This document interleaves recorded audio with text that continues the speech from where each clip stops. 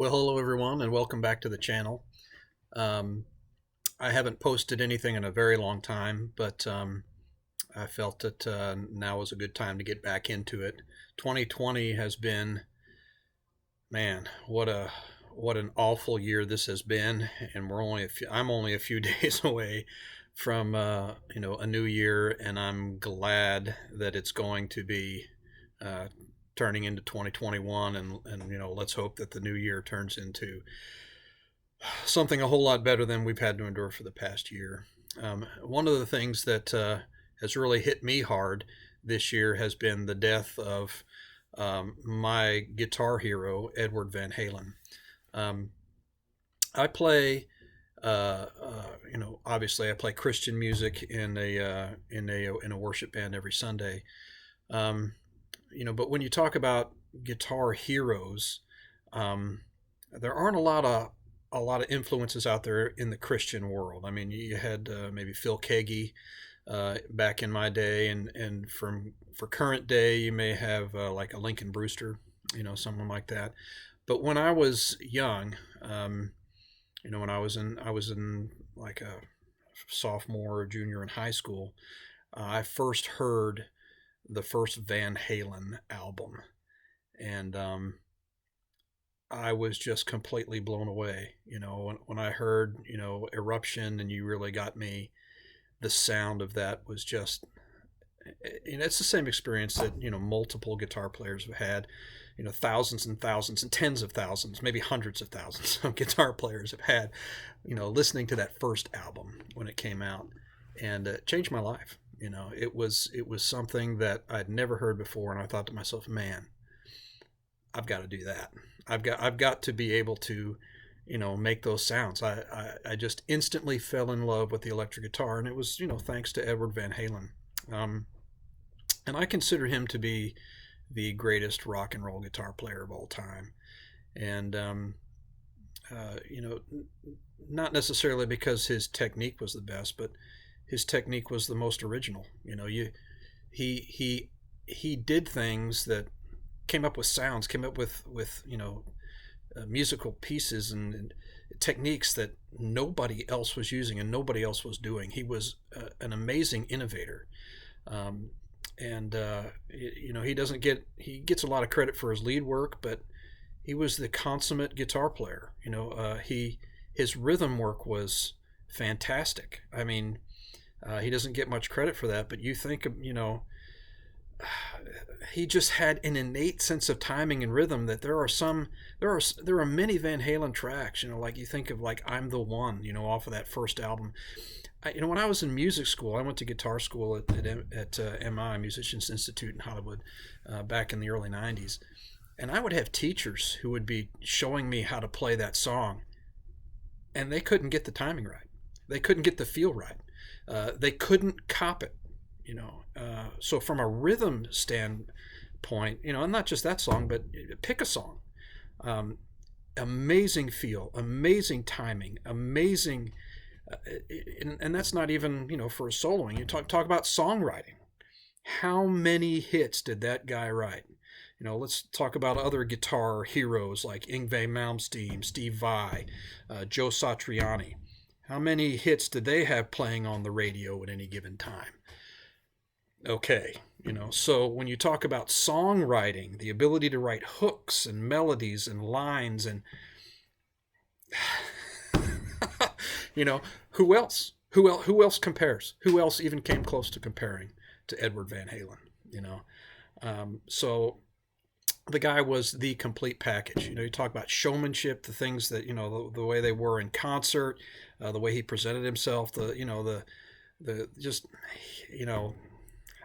how do you find anybody to even come closely to compare that? So when he died this year, it was a blow to the guitar community in general, but to me as well. So I wanted to kind of show something that a lesson, talk about a lesson that I learned from Edward, that I applied in my own life, and I think it might help you in your pursuit of your own voice as well. So what I wanted to talk about was my guitar, and specifically also Edward's guitar. and take a look at that, and maybe give you some advice on how you should approach your instrument, and taking your instrument and making it yours, and making it something that is unique and to you and expresses you in the way that you want it to. So I've got a picture here of Edward's guitar. Okay, so here it is. All right, I'm going to lean into it. You don't have to see my face the whole time. But so this is his iconic guitar, right?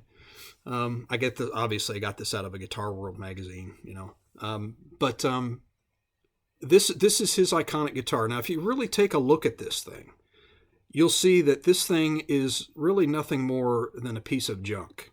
You've got a broken pick guard here. You've got what is really a Gibson pickup here inside of a Strat housing. If you look at the route for the pickup, look at that. Look how awful that route is. I mean, that has got to be the most awful guitar route I think I've ever seen. Look at here in the middle. What is that? That is the pickup selector switch for the guitar, and then you've got a single coil pickup up there. Now, why in the world would you have a guitar selector switch in the middle pickup cavity of your guitar? The only reason for that is because you don't know how to solder, and you don't know how to remove that thing without destroying the circuit. So what do? You got to put it somewhere, so you stick it right there in the middle. You just put it right there in the middle and screw it down, and lo and behold, the thing worked for him, and so he kept it. Edward talks about, or they talk about how he liked to screw the pickups down, the pickup down to the wood because it sounded better. Well, it may have sounded better. That may have been a consequence, but the reason why he did it. There's no way you could get one of those plastic housings to fit inside that horrible route. He just couldn't do it. So what was he going to do? He had to screw it down to the body. And so as a consequence, he just kept that and determined that he liked it. You look at the pickup being angled like that. Well, the reason is because the spacing for the individual magnet heads there would not line up with the string spacing on a Strat. It was made for a Gibson. So how do you get that to line up? So, well, if you twist it, then you make the spacing between this top pole here and this bottom pole here a little bit longer, and you can get them to somewhat line up on the strings a little bit better. And so that's what he did, So what you see here in this guitar is a whole lot of, I'm going to make this guitar do and sound like I want, and I don't care what anybody thinks.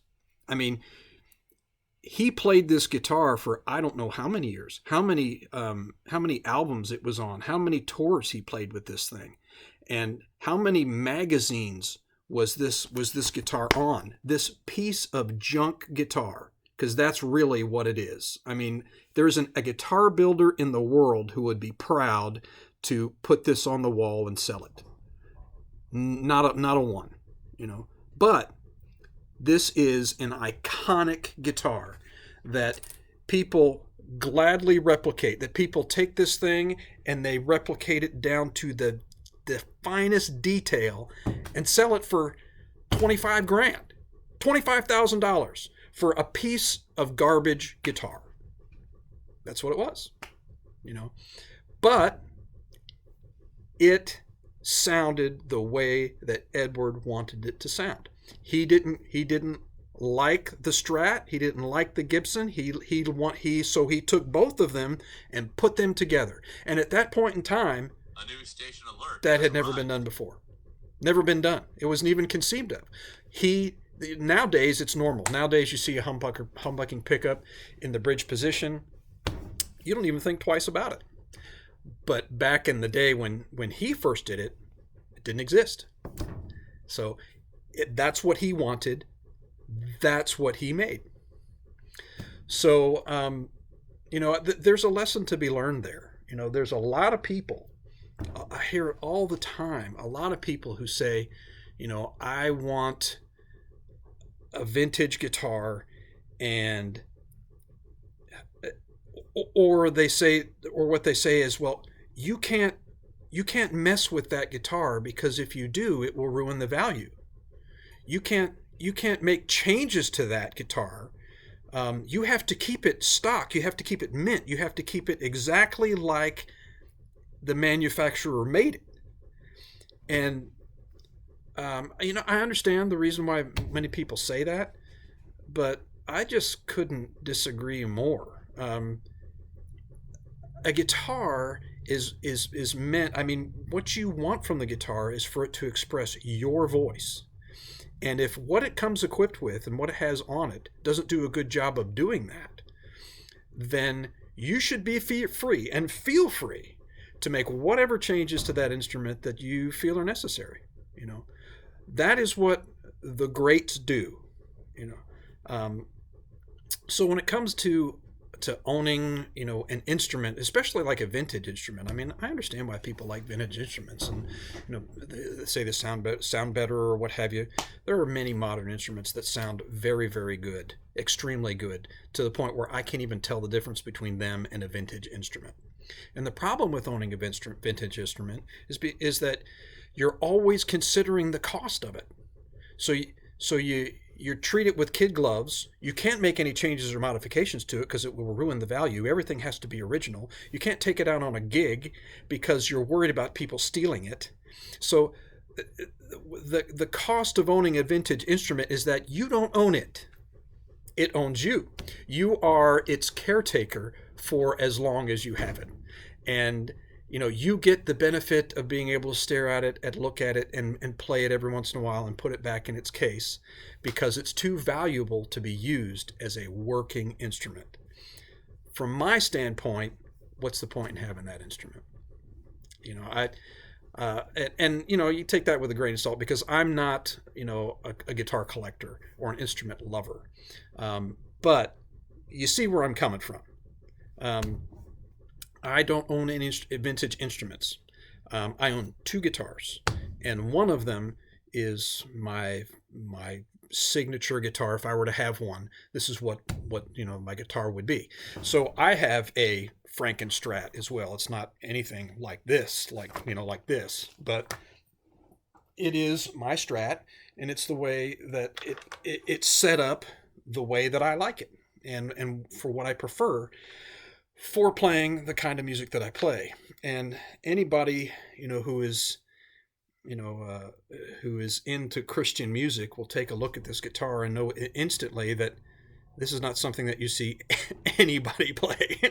You hardly ever see anybody play a Strat in contemporary Christian music. But mostly you'll see Telecasters, or you'll see, hollow bodies with P90s, in them, or something like that. But a Strat, very rarely.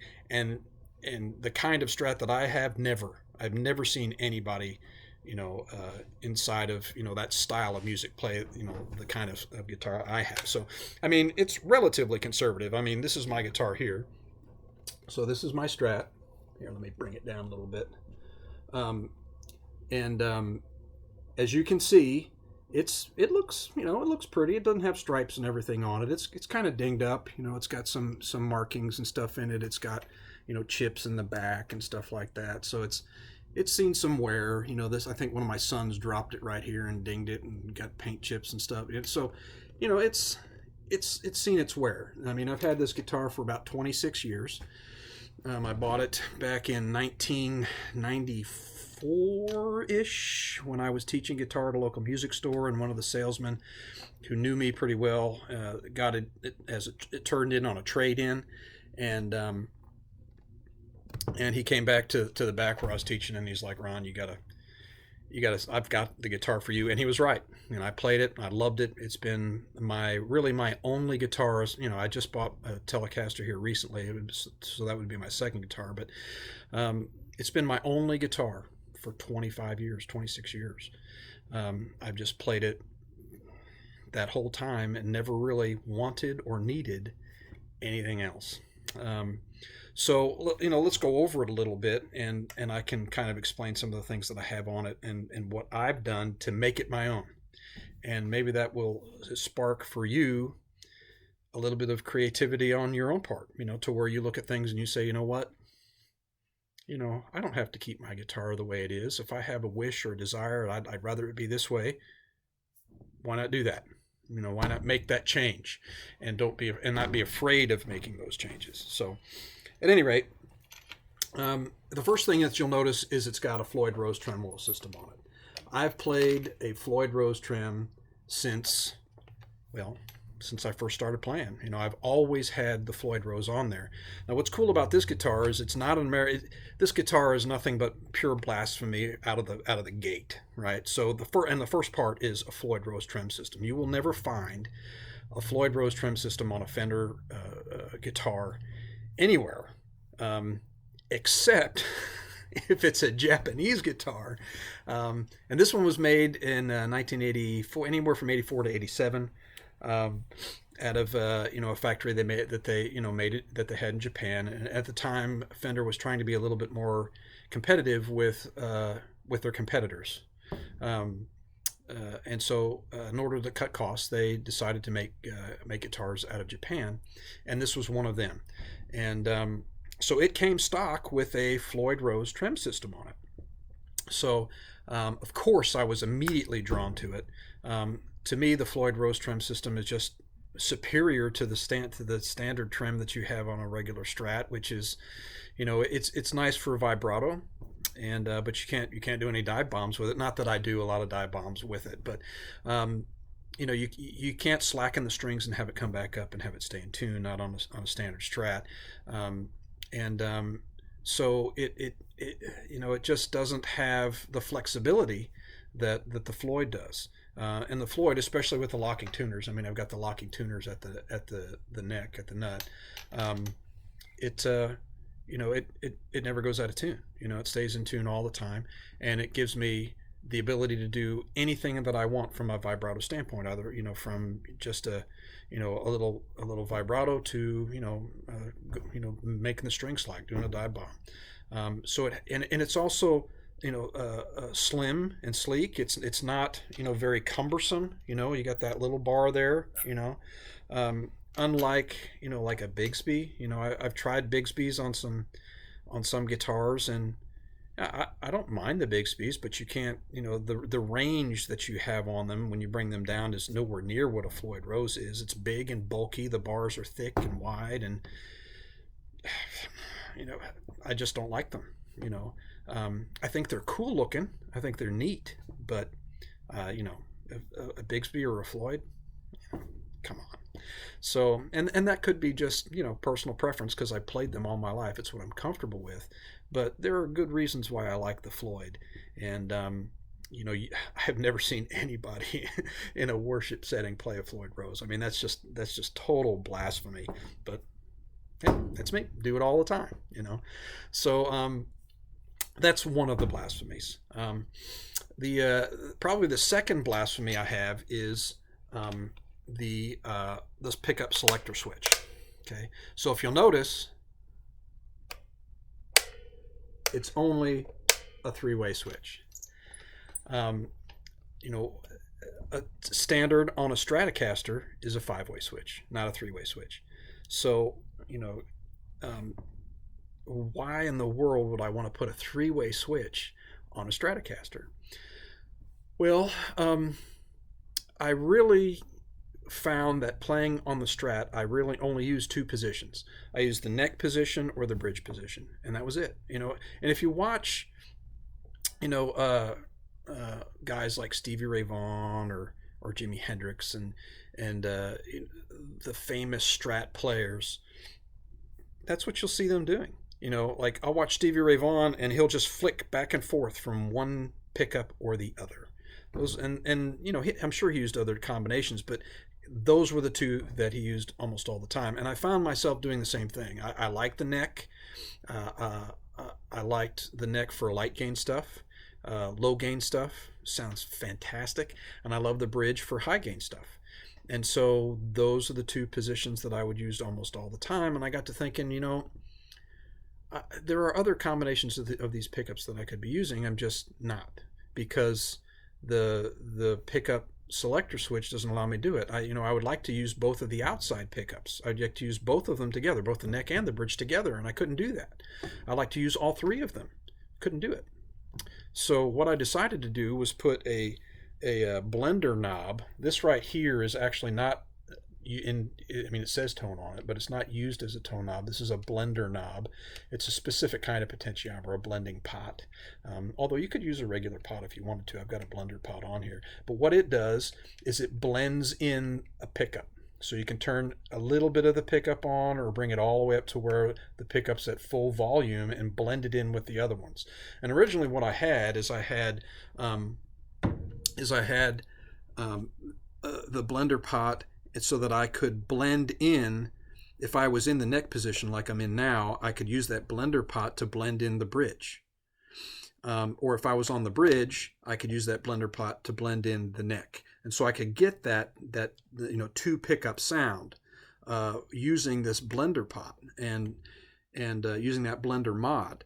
And then also if it was in pickup position number 2, which I can't get here, but if position 2 would have both of these pickups on it, and I could blend in the neck so I could get all three. Or if I had these 2 pickups on, right, I could blend in the bridge so I could get all three. So I could get those different sounds. And I found that I really, really liked that middle position with the 2 pickups together. I didn't necessarily like all 3 pickups together. It was okay, but I really liked that Telecaster sound, that Telecaster with the 2 pickups together. So I found myself using it a lot. And so now I had 3 pickup combinations that I really, really liked, not just the 2. But the problem was with the middle one, I was constantly having to roll that knob all the time. And so it made it difficult to make that transition from the 2 pickups together to just one of the outside pickups. So I got kind of frustrated with that. So what I did was I took out the 5-way selector switch and put in the 3. And that 3-way, what it does is it gives me all 3 combinations that I want, but I only have to move the switch. So I can get the neck, I can get the bridge, and I can get the neck and the bridge all with that same switch. Now, I still kept the blender pot, and so now what I do is I blend in the middle pickup. Okay? So what I do with this knob now is I can keep this on here, and if I roll that pot up, I can have both of these pickups. So I still get that Strat sound. And then if I have it all the way up here, I can roll that in so I can still get that Strat sound. And if I have it in the center, then I can roll in that middle pickup and I can get all 3 if I want. Okay, so really the only thing that it precludes me from having is just the middle pickup by itself, which is not something that I ever really used. So in essence, what I have is like a Brent Mason setup, although, not the same pickups that Brent Mason would use, but I have that Brent Mason setup to where I can roll in that middle pickup, but the others are more of a Telecaster setting. So, I mean, and that's, that's, again, blasphemous, right, for a Stratocaster. But I don't care. I want this guitar to work for me, and that's what I like. I like having the ability to get all 3 of those of my favorite pickup selections quickly and easily with just the switch. And then if I want the other ones, which I don't use very much, I can still get those as well. So it works perfectly for me, So again, I just did that myself. If you don't have a soldering iron, or you're not comfortable doing with that stuff, my suggestion to you is that you get one. Get one, learn how. It's not rocket science, don't be afraid of it. Eddie Van Halen was not afraid to mess with his guitar. He wanted something, he did it. And so if that's what you want, then learn how to do it. Get yourself a soldering iron, get yourself one of those octopus arm things, and there's plenty of videos on YouTube which show you how to do those kinds of things, and learn how to do it. What's keeping you, what's holding you back? Just your unwillingness to do it, unwillingness to learn. So do it. So the other thing that you probably can see on the guitar as well is I've got this switch right here. Okay, this is a double pull, double throw switch. And what it does, again, another blasphemy. You're not permitted to put a switch on your Stratocaster. That is just, that's, who in the world does such things? It's blasphemy after blasphemy. Well, I do. Because it's what I want. It's what, and so what it is it's a treble bleed circuit, and I got the circuit from Monty Allum, Montyallum, his website. It's like a $7 mod. He's got the parts in a little bag that has the cap and the resistor and a little bit of wires and the switch. $7. It'll cost more in shipping than it will, for the mod. But what it does is it gives me two different treble bleed circuits. Now, a treble bleed, what it does is it allows you to roll down the volume. Whenever you roll down the volume on your volume pop, in order to get kind of less gain, less crunch out of your overdrive or your distortion, it comes with the sacrifice of some high end. So whenever you're dumping signal to ground, you're going to lose some of that high end, which is what happens when you roll your volume knob down. So what a treble bleed does is it allows you to roll the volume back, but you keep that high end. So a treble bleed mod is a nice mod to have. This one from Monty Allum, like I said, it's got three positions. I can see, bring it up there. See my nose? It's got the one, it's got a center, and then it's got another one. So that mod is really cool in that it gives you two treble bleed circuits. If you flip the mod to the extreme to one way, it'll be a capacitor and a resistor in parallel. That'll give you one sound, and then if you flick it to the extreme on the other end, it's just the capacitor alone. So you can kind of hear the difference in tone between those two types of mods. And then if you leave it in the middle, in the center, the mod is off, and your volume pot acts as it always did, just as a regular volume pot.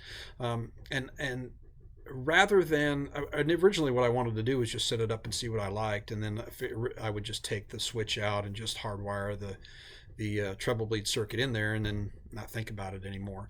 But what I found was that there are times when I would like to have the volume knob act like normal, because what I found would happen was if I engaged the treble bleed and I rolled the volume back, that was great. But if I started at a zero volume and rolled it in, like for a swell or something like that, the volume would jump back in too soon, and it wouldn't be a smooth taper anymore. You get those highs come rolling back in pretty quick. So I liked it in one aspect, but I didn't like it in another, and you'll find that to be true in almost everything. Everything has benefits and things that are not so good.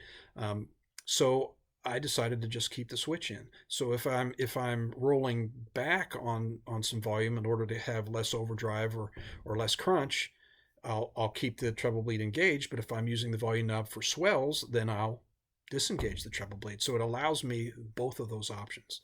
So to me, that's a great feature. It's a great mod, and I love it. And it's totally inappropriate to have on a Strat, right?